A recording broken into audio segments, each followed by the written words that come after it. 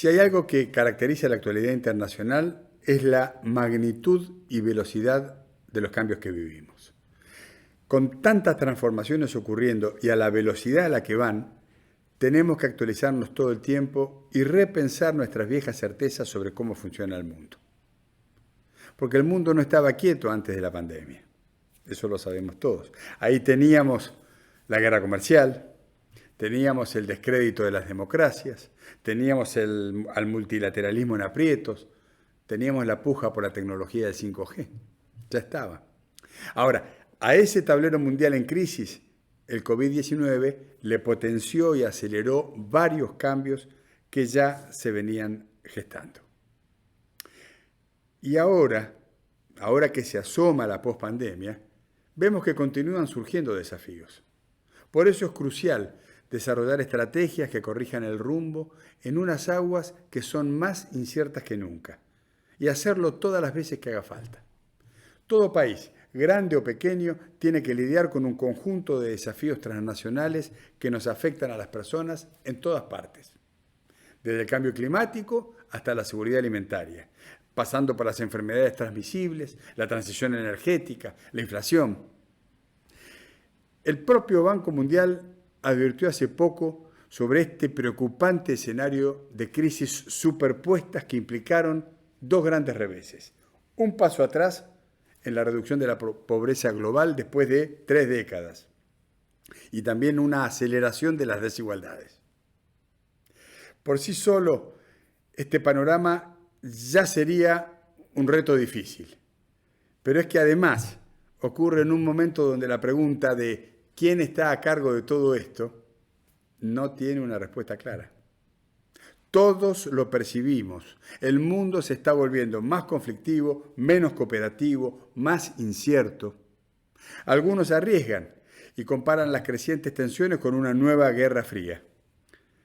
Pero como suele pasar, visto en profundidad, el panorama es mucho más complejo, tiene muchos más matices. A priori, en escena, aparecen los que son dos grandes protagonistas, Estados Unidos y China. Eso está claro.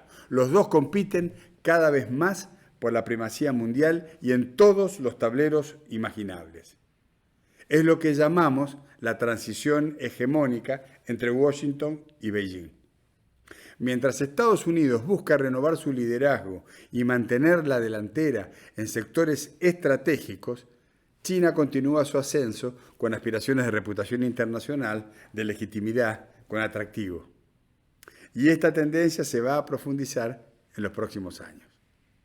Vamos a verlos redoblar los esfuerzos para atraer a otros países a sus proyectos, y lo veremos desde las telecomunicaciones a la carrera espacial. En estos meses, el ejemplo más claro de esto ha sido la guerra en Ucrania. Esta guerra expresa al mismo tiempo la rivalidad entre potencias y expresa también los temas que ha dejado irresueltos la gobernanza global. Después de casi 80 años, un conflicto armado a gran escala vuelve a sacudir a Europa.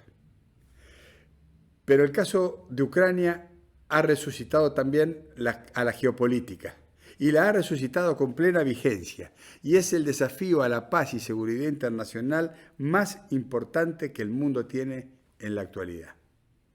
Por eso cabe que nos preguntemos cómo leer esta guerra.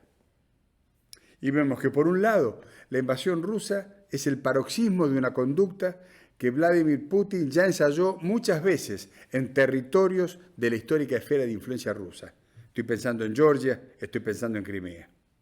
Después de más de 20 años al frente del país más extenso del planeta, el liderazgo de Putin ha tenido como mantra central restituir la reputación del país en las relaciones internacionales. En consonancia con las banderas del orden y la soberanía, Putin consiguió incluso inscribir su propio pensamiento en la Constitución rusa, referéndum mediante. 1. Por otro lado, la presión de la OTAN sobre las fronteras y los errores de cálculo de la diplomacia occidental también deben ser considerados parte de la ecuación. Hasta el estallido de la guerra, el gobierno ucraniano tenía bajos índices de aprobación y su presidente, Zelensky, estaba lejos de concretar las reformas que la ciudadanía ucraniana le había confiado. Ahora, para completar todo este escenario, fue progresivamente habilitado por una comunidad internacional que lucía desorientada después de una década y media de distintas crisis sin resolver.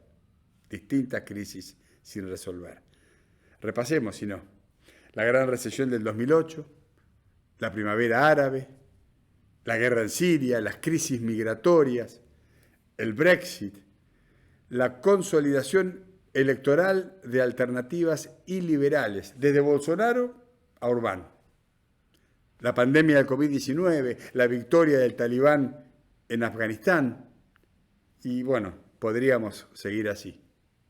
Entonces, para mí, lo que la guerra en Ucrania muestra de manera dramática es el costo de debilitar al multilateralismo y a la diplomacia en un mundo de alta incertidumbre y repleto de crisis superpuestas. Esto lleva al retorno de la ley del más fuerte. Ya el año pasado el gasto militar había batido récords y superado por primera vez los 2 trillones de dólares. En cualquier caso, la idea de un retorno de las viejas guerras es falsa. Por más que se trate en apariencia de un enfrentamiento clásico entre 2 ejércitos, lo cierto es que la guerra de Ucrania tiene lugar hoy, en este siglo XXI. ¿Y esto qué implica? Por ejemplo, la existencia de zonas grises que confunden el análisis y se escurren, podríamos decir, al derecho internacional. O los múltiples frentes que complican a Moscú. Ahí está la batalla en las redes sociales, ahí está la opinión pública internacional. O pensemos en el bloqueo financiero, o las nuevas tecnologías, desde la ciberseguridad hasta los drones y armas novedosas que alteran el lenguaje clásico de la guerra. En fin, la guerra en Ucrania parece lejos de terminar y con varios escenarios alternativos. Sin embargo, me gustaría analizar la guerra en Ucrania desde otro ángulo. Cambiemos la escala. Es cierto que Argentina ha condenado la agresión rusa y ha impulsado iniciativas diplomáticas multilaterales en defensa del principio, el caro principio para nosotros de integridad territorial. Pero lo que también deberíamos subrayar son las distintas réplicas de este terremoto geopolítico. Es que más allá del enfrentamiento directo entre Moscú y Kiev, el conflicto derivó y derivará en una larga serie de efectos bola de nieve sobre todo el planeta. Rusia es una potencia y por lo tanto sus movimientos no solo impactan de manera lineal, por ejemplo, en este caso concretamente en el terreno ucraniano. Lo que Rusia haga y lo que se le haga a Rusia repercutirá en todas partes. ¿Por qué? Por ser un punto central del sistema nervioso mundial. En particular, para nuestro país, hay 2 cuestiones prioritarias que saltan a la vista: la seguridad energética y la seguridad alimentaria. La guerra en Ucrania provocó la mayor subida de precios de energía desde los años 70. Ya lo había advertido en febrero el Banco Mundial. Ahora, la guerra también desnudó la impostergable necesidad de Europa de reducir su dependencia energética. Antes quiero decir hasta la guerra, Rusia suministraba el 40% del gas y el 27% del petróleo a la Unión Europea. Este cambio radical incluso llevó a Estados Unidos a usar sus reservas estratégicas, una medida sin precedentes que no tenía lugar desde la crisis del petróleo a comienzos de la década del 70, específicamente en 1973. Para el resto de la comunidad internacional, la energía más cara pone más presión sobre la inflación y dificulta a una recuperación económica global que todavía se muestra frágil.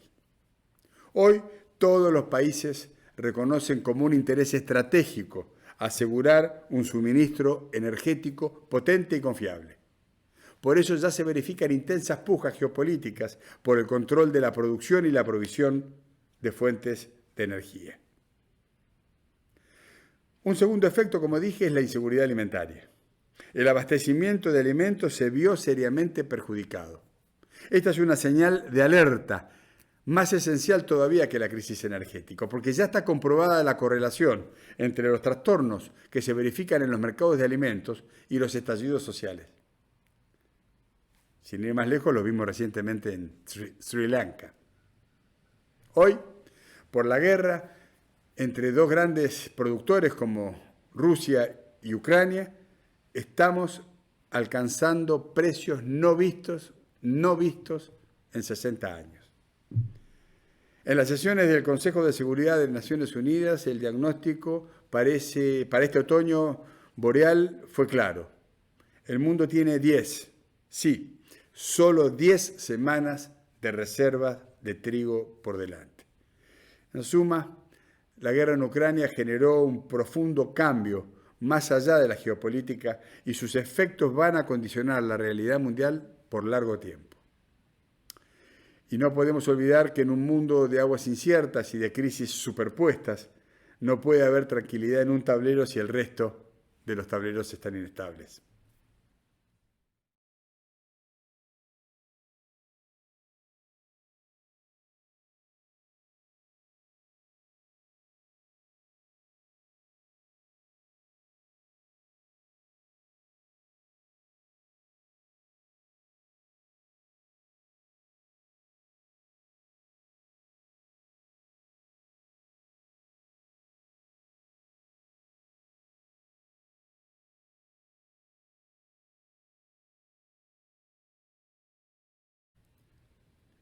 Argentina tiene hoy el desafío de consolidar un nuevo modelo de desarrollo, que sea inclusivo y sostenible, que paute con líneas claras cuáles son las metas y cómo las vamos a alcanzar.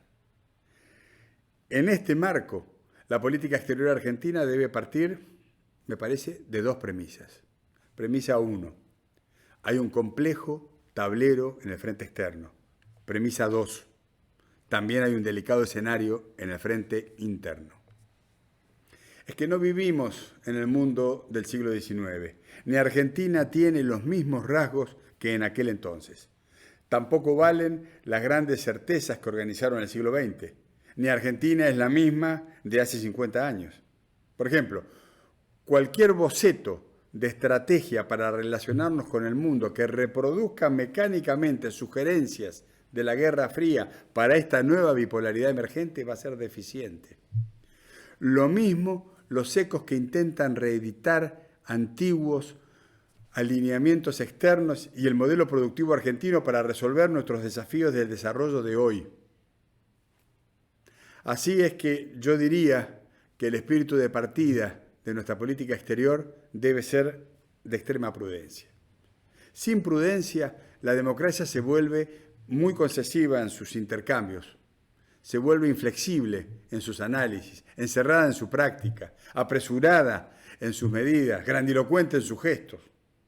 Y el resultado de todo eso es decididamente dañino. Se vulnera la capacidad de maniobra del país y el bienestar de sus ciudadanos. Por lo tanto, todo diseño de política exterior debe combinar dos movimientos en simultáneo, lo urgente y lo importante.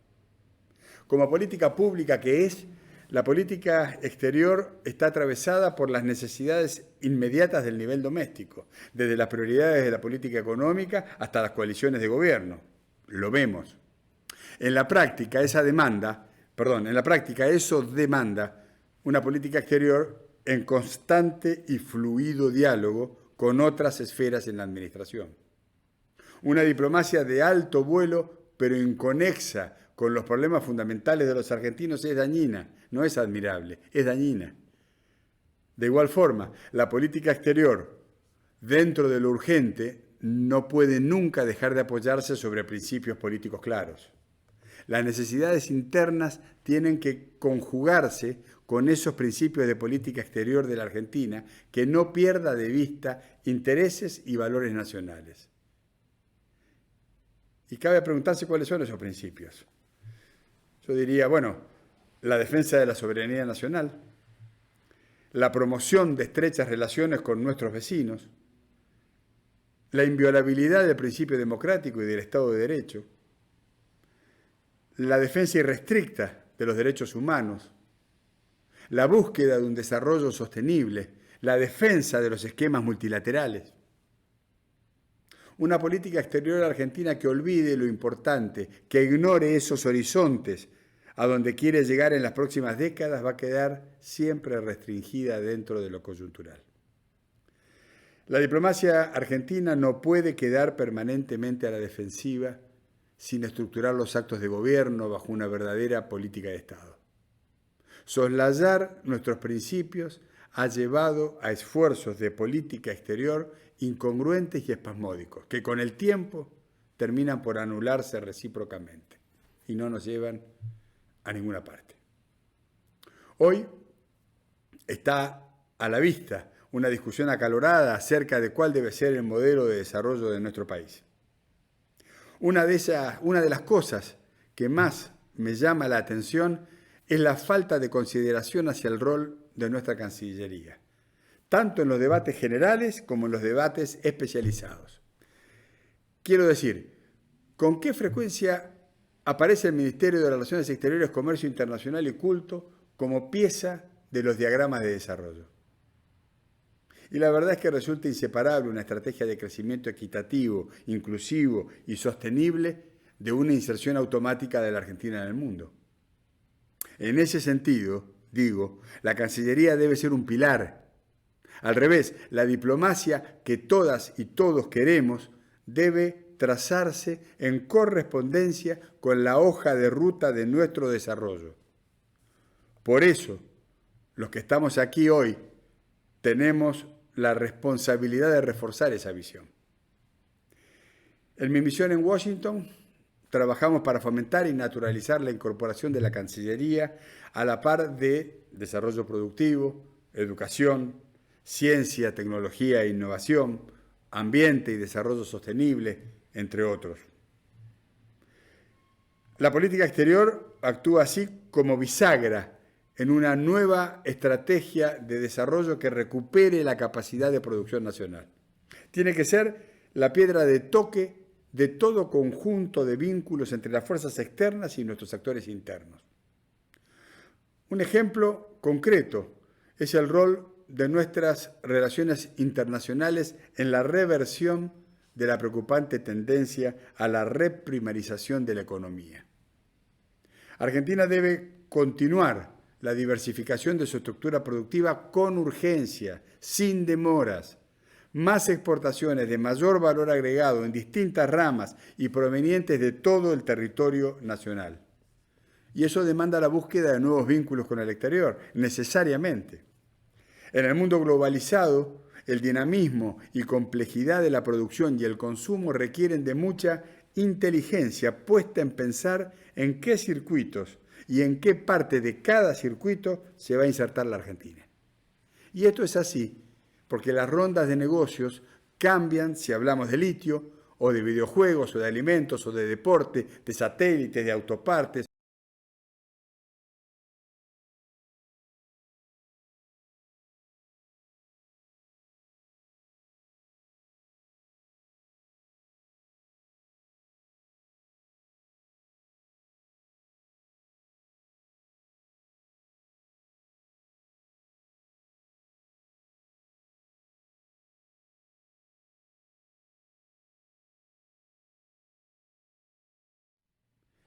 Primera definición. La relación entre Washington y Beijing es hoy el vínculo bilateral más importante del planeta. Y esta transición de poder ocurre a su vez dentro de una transformación mucho más amplia del sistema internacional, donde el eje de población, influencia, mercados y datos se corre desde el Atlántico al Indo-Pacífico. La Argentina enfrenta el crítico desafío de manejar en forma simultánea y positiva esas relaciones, tanto con Estados Unidos como con China. Coincido en que para Estados Unidos, América Latina no tiene una importancia estratégica de primer nivel.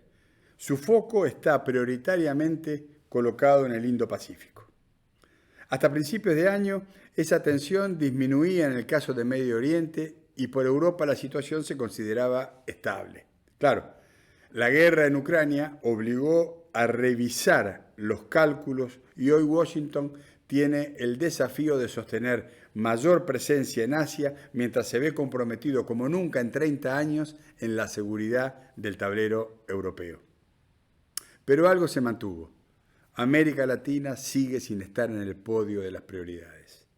Y esto no es un descuido reciente. Es una tendencia histórica que se puede constatar en todos los documentos diplomáticos y militares de Estados Unidos. Esto no quiere decir que lo que ocurra en nuestra región no tenga ninguna importancia o que Estados Unidos no se involucre con una política hemisférica. Frente a los últimos años de crisis institucionales y descontento social masivo, en la pospandemia, Washington ha priorizado gobiernos estables con los que pueda tener un diálogo intenso. Mientras tanto, por supuesto, el Departamento de Estado registra las relaciones entre América Latina y China, las registra y diseña estrategias para mantener una posición privilegiada, sobre todo en el mundo de los negocios. Ustedes recordarán que la administración Trump había lanzado el multimillonario plan América Crece y procuró marcar al compás del Banco Interamericano de Desarrollo con la candidatura de Mauricio Claver Carone a presidirlo, lo que rompió la tradición de que un latinoamericano dirigiera el organismo. Luego, la administración Biden organizó la Cumbre de las Américas en Los Ángeles sobre la base de temas comunes, como las migraciones, el cambio climático, los derechos humanos. Allí mismo anunció una alianza para la prosperidad económica en las Américas, para la generación de empleo de calidad, comercio y cadenas de suministro estables. Los resultados concretos todavía están por verse. Del otro lado, 19 países de América Latina y el Caribe se sumaron en la última década a la iniciativa de la Franja y de la Ruta diseñada por China, Argentina incluida. El comercio entre la región y el gigante asiático ronda los 450.000 millones de dólares y creció más de un 40% desde la pandemia. Sin ir más lejos, a comienzos del año 2022, China fue el primer socio comercial de la Argentina, una tendencia que se va a consolidar en esta década que estamos todavía comenzando. Este año cumplimos 50 años de vínculos diplomáticos y se reforzó la Asociación Estratégica Integral firmada en el año 2014 con China. En resumen, la Argentina debe desenvolverse con sumo cuidado en sus relaciones económicas con ambas potencias que en la región están teniendo una presencia importante y que seguramente se va a hacer mayor en los años por venir. Si bien este gran juego de dos tiene bajos niveles de polarización, nuestra región conoce por experiencia los impactos de los roces entre los poderes principales. Y la contienda entre una potencia emergente y una dominante frecuentemente intensifica la competencia por recursos escasos. Esto puede darse en el caso del gas, puede darse en el caso del petróleo no convencional que la Argentina puede producir, o puede darse en el caso del litio o en la pesca, o incluso en nuestros datos. Así que, como país exportador, deben existir consideraciones estratégicas al determinar no solo a quién, sino para quién se produce. Como correlato, sería prioritario revertir o atenuar el déficit comercial, tanto con Washington como con Beijing. Por eso, actualmente la diplomacia argentina está orientada hacia una gran cantidad de esfuerzos destinados a diversificar sus exportaciones y a atraer inversiones productivas. Y ambas potencias aparecen claramente en nuestra agenda. Es simplista ese alarmismo que construye una necesidad de elegir quedarnos con Estados Unidos o bien abandonarlo plenamente y profundizar nuestra relación con China.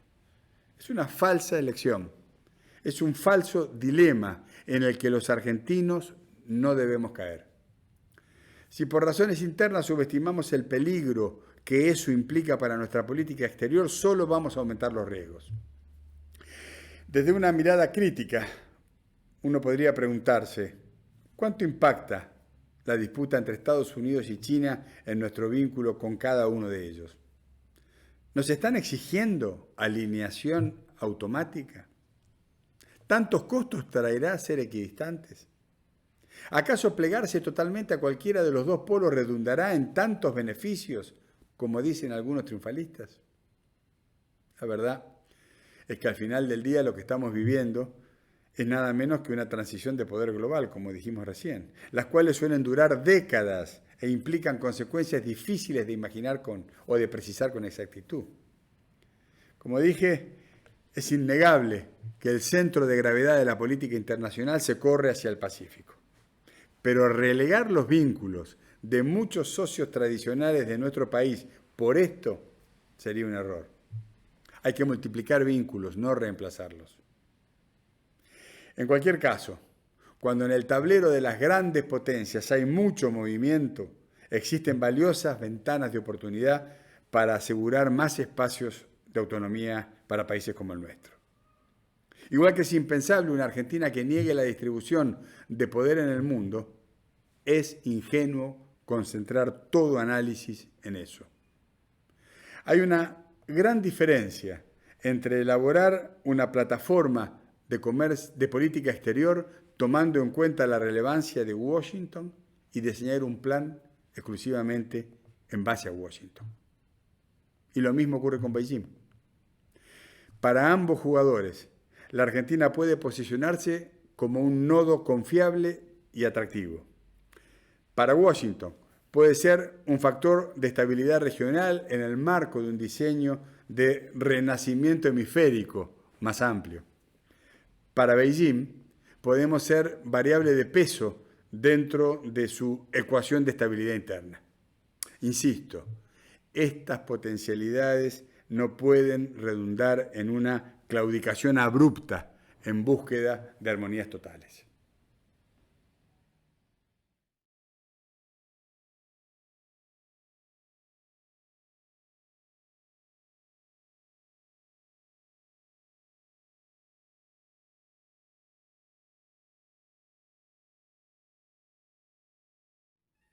Es innegable la emergencia energética y climática que todo el mundo transita. Hoy, la diplomacia argentina tiene que reconocer como interés estratégico asegurar un suministro energético potente y confiable. En el plano internacional, debemos reconocer las pujas potenciales por el control de la producción y la provisión de fuentes de energía.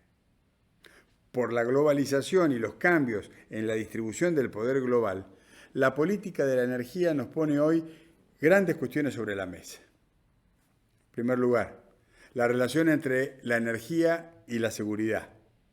Sabemos que una pérdida, aunque sea parcial, de suministro eléctrico, compromete la defensa, la economía y la paz social de un país.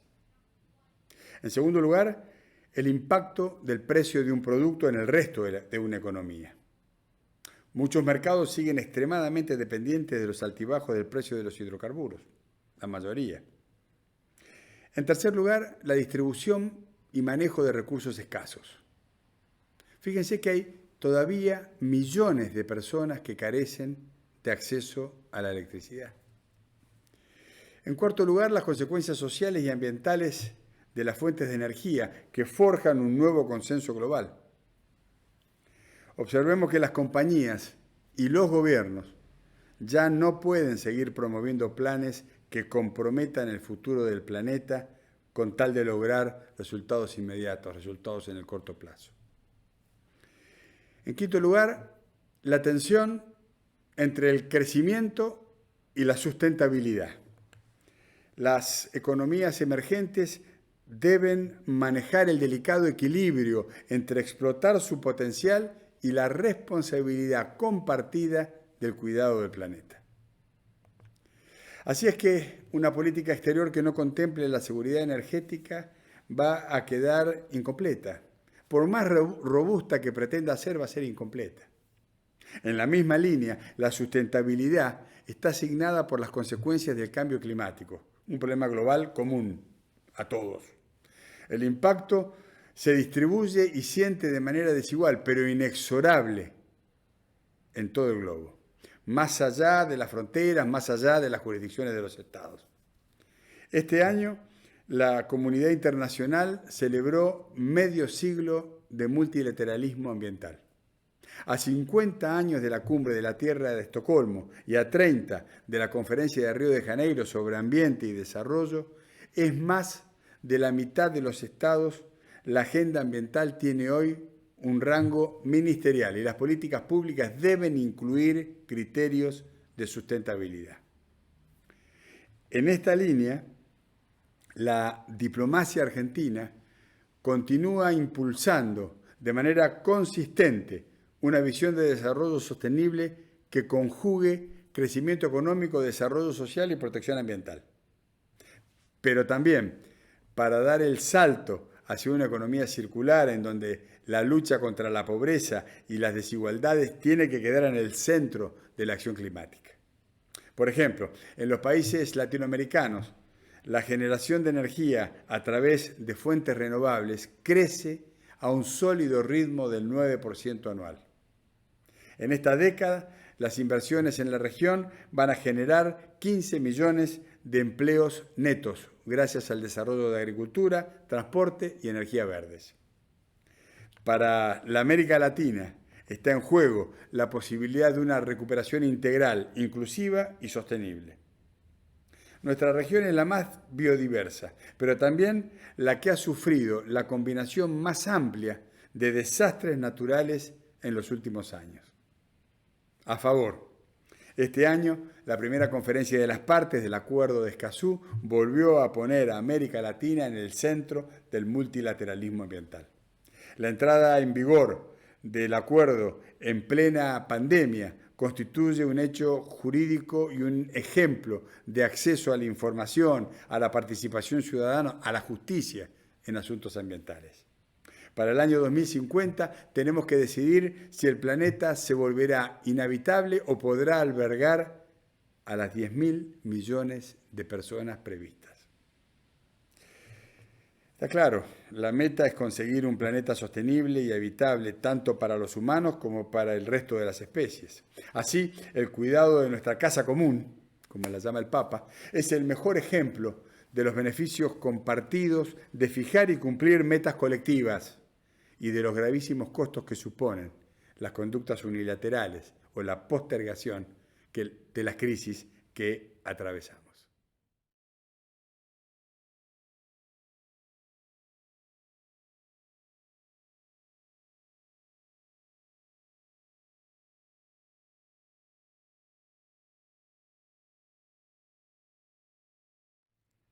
La relación bilateral entre Estados Unidos y la Argentina es antigua, es rica, es profunda y se encuentra en un momento excelente por la coincidencia que expresan los presidentes Biden y Fernández.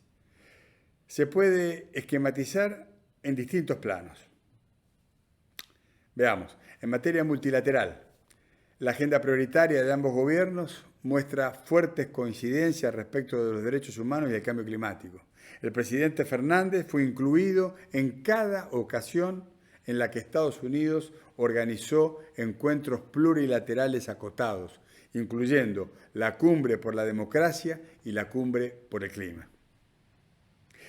En el marco regional, allí tenemos un diálogo permanente sobre las preocupaciones de ambos países, que se plantean con absoluta franqueza y confianza, como se hizo patente en la última Cumbre de las Américas en Los Ángeles. No es que los líderes se dicen cosas que el otro quiere escuchar. Los líderes dicen las cosas que quieren decir y se escuchan. Y si vamos a lo estrictamente bilateral, además de las múltiples visitas de los dos lados que evidencian el interés y la voluntad de coordinación de ambas partes, existen coincidencias muy visibles en algo que podríamos denominar mirada macro del momento histórico actual, que lleva, por un lado, a dar preeminencia a la agenda de mujeres y diversidad, y por el otro, a concebir el crecimiento económico alejado de la teoría del derrame y con centro en los trabajadores, enfatizando en el empleo, el valor de los sindicatos, la necesidad de que las grandes empresas hagan un aporte que le corresponde. Esto lo vemos en los dos países. Para dar algunos ejemplos concretos, es importante subrayar que la Argentina y los Estados Unidos tienen mecanismos o herramientas permanentes de consulta y de negociación, como son los diálogos bilaterales anuales en temas de defensa, en temas nucleares, a los cuales estamos sumando ahora nuevos mecanismos, también anuales, en materia de derechos humanos y también en materia de derechos laborales. Desde la perspectiva económica, digamos que Estados Unidos es nuestro tercer socio comercial, luego de Brasil y China. Pero es nuestro primer inversor y nuestro primer mercado para algunas exportaciones, como por ejemplo todo el complejo de servicios basados en el conocimiento. Tenemos un déficit comercial estructural que queremos revertir a través de las acciones de promoción, la asistencia a las empresas argentinas y la recuperación de mercados que se encuentran cerrados por medidas de remediación comercial. Para esto tenemos herramientas específicas. Tenemos 6 consulados que son muy activos, tenemos un programa que se llama Programa Exportar a los Estados Unidos, tenemos el programa Agenda Federal con el que trabajamos con todas y cada una de las provincias argentinas, tenemos las misiones comerciales, tenemos las ferias, tenemos la capacitación que permanentemente brindamos acerca de cuáles son los mejores modos de ingresar al mercado de consumo de los Estados Unidos. El estado de la relación bilateral, lo dije, es excelente. Por ejemplo, nada más que en las últimas semanas, aquí en Washington hemos recibido la visita del ministro de Economía con 5 de sus subsecretarios. Hemos recibido en Nueva York la visita del presidente en ocasión de la inauguración de la Asamblea General de la ONU, pero luego nos trasladamos, el presidente Fernández y yo, a Houston, en donde organizamos un mega evento de presentación de las potencialidades del yacimiento Vaca Muerta. ¿Frente a quién? Frente a toda la comunidad petrolera de Texas. Tuvimos la visita del ministro del Interior, tuvimos la visita de la ministra de Salud, tuvimos la presencia durante una semana de 9 gobernadores argentinos, trabajando en Washington y trabajando en Nueva York. Sin ir más lejos, hace un par de meses, el presidente Biden llamó a la Casa Rosada, pidió hablar con el presidente Fernández para formular una invitación para mantener una reunión de trabajo en el Salón Oval de la Casa Blanca. Reunión que no se pudo verificar porque el presidente Biden contrajo COVID y ahora están las elecciones de medio término en los Estados Unidos, pero que en las próximas semanas se va a verificar. Y la verdad es que Alberto Fernández es casi diría una excepción en lo que se refiere a este tipo de invitaciones dentro de la región realizadas por la Casa Blanca. Además, hay mucho espacio para crecer en la relación bilateral. Tengamos en cuenta que todas las importaciones globales de Estados Unidos, en ese conjunto, Argentina solo representa el 0,2%. Esta cifra, si consideramos los abundantes recursos de nuestro país, el talento profesional de nuestra gente, la zona horaria afín, el buen uso del inglés que hay en Argentina, nos demuestra que aún hay mucho para crecer en materia de comercio bilateral. Estamos lejos de haber alcanzado su potencial y estamos muy concentrados en ello.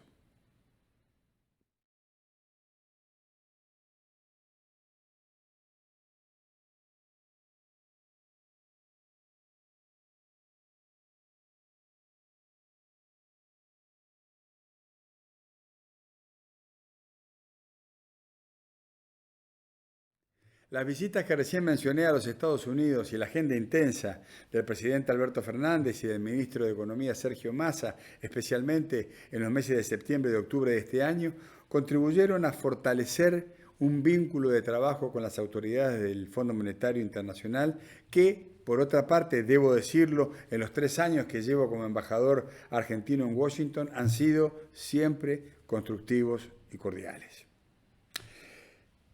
En este tiempo, Hemos podido entendernos muy bien con Kristalina Georgieva, con Gita Gopinath, con Ilan Golfan, con Luis Cubedo, en su momento también con Yuri Kozak, todos profesionales del fondo destacados de reconocida trayectoria y experiencia.